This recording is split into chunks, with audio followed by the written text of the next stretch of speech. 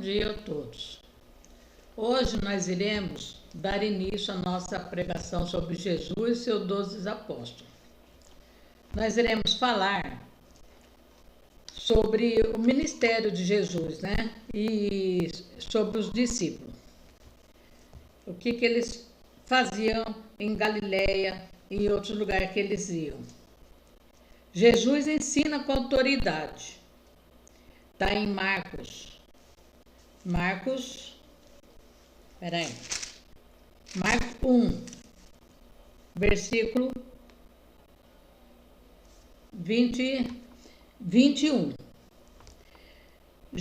Entraram em Cafarnaum e logo no sábado, indo ele à sinagoga, ali ensinava.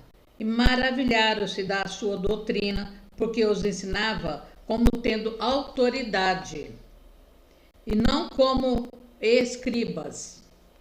E estava na sinagoga deles um homem com um espírito imundo, o qual exclamou: Ah, que temos contigo, Jesus Nazareno? Vieste destruir-nos? Bem sei quem és, o Santo de Deus. Os demônios sabiam que ele era filho de Deus. E repreendeu Jesus, dizendo: Cala-te e sai dele. Ele não gritou, ele não fez escândalo, não fez nada, ele só falou com autoridade. Quando você fala com autoridade, você não... E clamando com grande voz saiu dele. E todos se admiraram, a ponto de perguntar entre si, dizendo: Que é isto? Que nova doutrina é esta? Pois, e logo correu a sua fama por toda a província de Galileia. Por que Deus não permitiu que o demônio falasse quem ele era? Né? Ele não queria, porque ele queria fazer a obra que o pai dele mandou aqui na terra. Ainda não era a hora de ninguém saber assim, né? Ainda mais pela boca de quem, né? Jesus cura a sogra de Pedro e muitos outros. Para provar que ele era o filho de Deus, ele tinha que fazer milagres, e mesmo assim as pessoas não acreditavam. E logo saindo da sinagoga, foram à casa de Simão e de André, com Tiago e João. E a sogra de Simão estava deitada com febre, e logo lhe falaram dela. Então, chegando-se a ela, tomou-a pela mão e levantando-a, e a febre a deixou, né? E serviu-os. E tendo chegado a tarde, quando já estava se pondo o sol, trouxeram-lhe todos que se achavam enfermos e endemoniados. Tinha muita gente doente, né? Endemoniada também. E toda a cidade se ajuntou à porta e curou muitos que se achavam enfermos de diversas enfermidades, e os expulsou muitos demônios, pois não deixavam falar os demônios, porque o conheciam, né? Deus não permitia que eles falassem. E aí eles foram vendo que Deus era verdadeiro, né?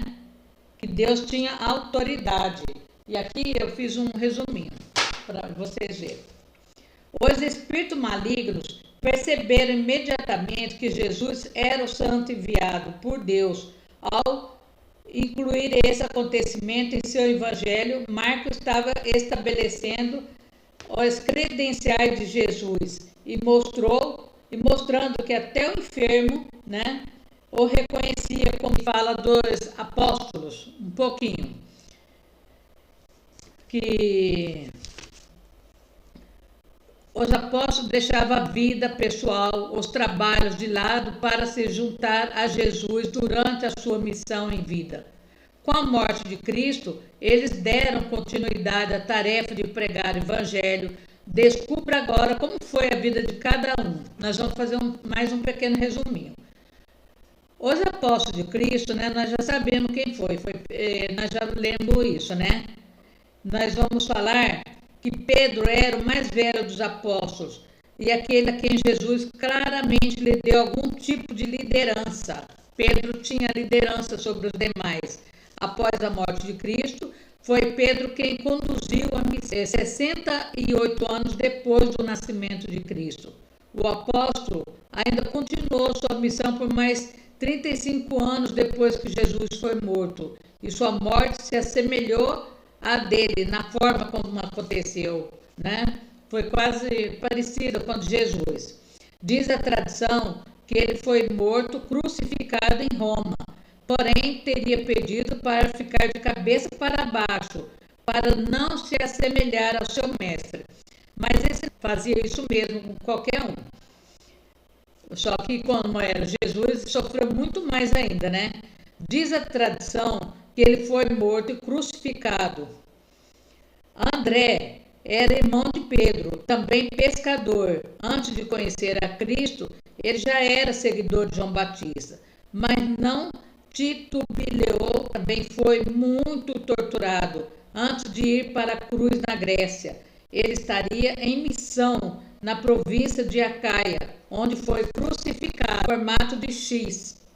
Seus restos mortais foram encontrados séculos depois e levados para a Escócia, pelo mar, onde o barco teria naufragado. Por isso, até hoje existe uma ilha chamada de Santo André. E João? João era o discípulo mais jovem que Cristo tinha. Cogita-se que na época da crucificação de Jesus, ele teria entre 17 a 20 anos. Ele era irmão de Tiago, outro apóstolo.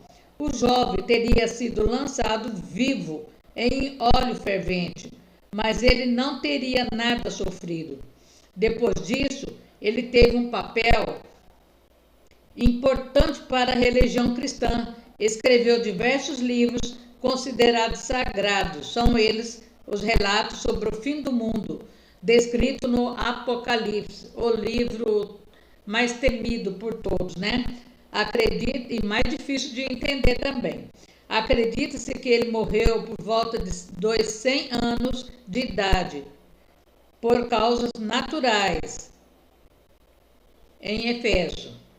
Filipe, a história da morte de Filipe ainda é confusa. Até hoje não se sabe ao certo como ele morreu. O discípulo que deu continuidade à missão na Ásia, nas regiões de Frígia e Hierápolis. Há relatos que ele tenha morrido de causa que morreu enforcado, apedrejado e até crucificado. Bartolomeu teria exercido a sua missão em Anatólia, Etiópia, Armênia, Índia e Mesopotâmia. A forma com que ele morreu também desperta polêmica e confusão. Olha, gente, nenhum deles quase tiveram uma morte muito assim, menos traumática, né? A tradição da igreja, né? Na igreja católica, isso aqui, nós estamos fazendo um estudo, viu, gente? Afirma que ele foi posto vivo em um saco e lançado ao mar, depois de ter sido açoitado, de ter apanhado muito. Há outra informação que afirma que ele também teria sido crucificado. E para a gente saber mais, teria que fazer uma pesquisa muito intensa, né? E mesmo assim, eu acho difícil achar. Mateus, há relatos que dão conta que Mateus teria continuado sua missão no lugar onde viveu com Cristo. O apóstolo teria percorrido toda a Pérsia, Judéia, Etiópia, vindo a ser morto nessa última, né? Nessa última quer dizer o que? Etiópia, né? A causa da sua morte teria sido em decorrência de um ferimento de espada.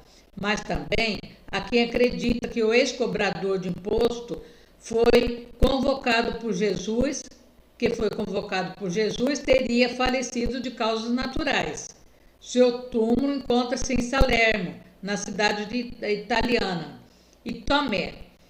Após a morte de Jesus, o apóstolo ganhou destaque nos relatos bíblicos por pedir para tocar em Cristo após a sua ressurreição e virou sinônimo de ver para crer. Saiu em missão pela Índia. Simão é um apóstolo pouco retratado nos relatos bíblicos.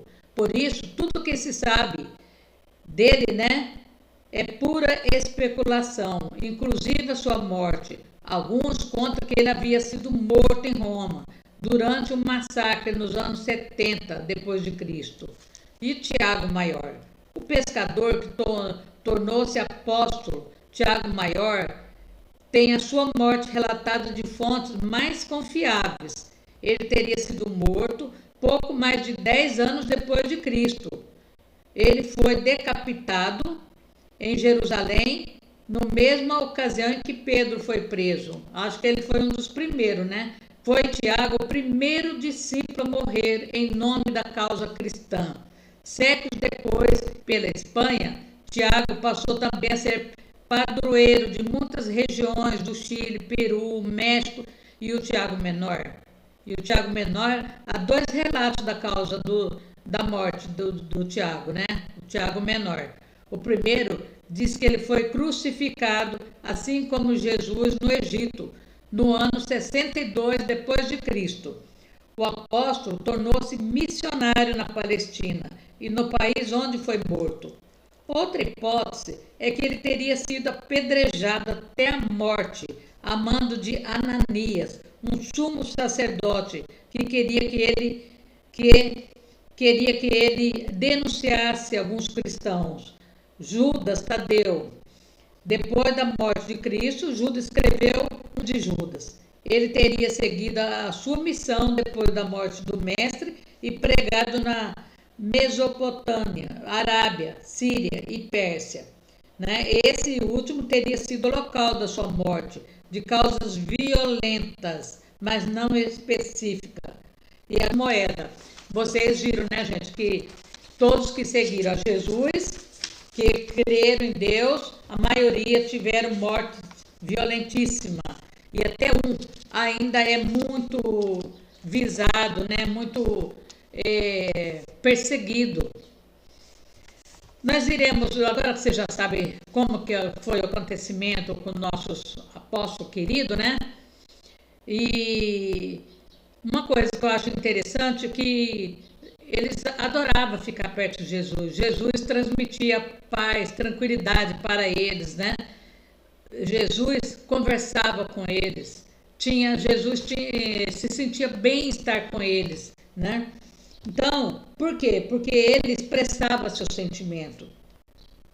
Ele dava mensagens claras, como se sentia em relação às situações e às pessoas. Ele sabia o que sentia e manifestava suas emoções. O Evangelho de Marcos conta uma história sobre um menino que estava dormindo por um espírito surdo molhar os dentes, até mesmo lançar-se ao fogo. O pai do garoto pediu a Jesus: se o Senhor pode, então nos ajude. Tenha pena de nós. Então Jesus respondeu-lhe: se eu posso, tudo é possível para aquele que tem fé. E diante da multidão, ele censurou o espírito surdo, mudo, que saiu do jovem, deixando-o inerte como se estivesse morto. Em seguida, Jesus tomou o menino pela mão e ele se levantou. Essa história está em Marcos 9, 17. Agora reflita um pouco, um instante comigo, né? O espírito surdo mudo que dominava era tão doloroso que fazia com que o menino se lançasse ao fogo. Não parece o mesmo espírito que ataca nossos jovens hoje em dia? A violência só faz aumentar o uso de drogas, álcool e uma preocupação constante para os pais, mães. Talvez nossa juventude esteja se lançando ao fogo devido à incapacidade da sociedade em ouvi-lo, em ajudá-lo a expressar seus verdadeiros sentimentos, né? E talvez nossa surdez e mudez espirituais sejam o demônio que está provocando danos ao futuro dos nossos filhos e ao nosso próprio futuro. Jesus sabia se expressar e ajudava os outros a fazer o mesmo. Que tipo de sentimento você está tentando entorpecer com excesso de trabalho, mil e uma atividade, álcool ou drogas? Mal tem tempo para a sua família, mal tem tempo para conversar com seus filhos? O que você compara ou usa para diminuir sua sensibilidade? Quem são as pessoas, por exemplo, políticos, atores, escritores, a que você paga para se expressar em seu lugar? Quanto isso lhe custa financeiramente e emocional, né? Então, tem muito questionamento, né, gente, que a gente tem que fazer. O que nós estamos fazendo? Porque Jesus, ele tinha um plano. Nós vamos ver que ele tinha. Vamos orar. Senhor Deus soberano, Deus de Abraão, de Isaac, de Jacó, agradecemos por mais um dia, Senhor. Agradecemos pela sua palavra de fé, de esperança e amor para com o próximo, Senhor. Que o Senhor venha abençoar os nossos jovens, Senhor. Abençoe todos aqueles que estão nesse momento assistindo comigo. Abençoe a saúde de cada um. Visita o lar dessas pessoas. Vai passando na frente no seu trabalho. Abençoe a nossa nação, o nosso presidente. Derruba por terra toda seta envenenada do inimigo, no poder de Deus e no sangue de Jesus. Amém. Se vocês gostaram, tá? Vocês deixem o joinha e compartilhe, tá? Para que esse canal venha crescer e trazer mais entendimento para todos, né? Que unidos seremos mais. Tchau, até amanhã.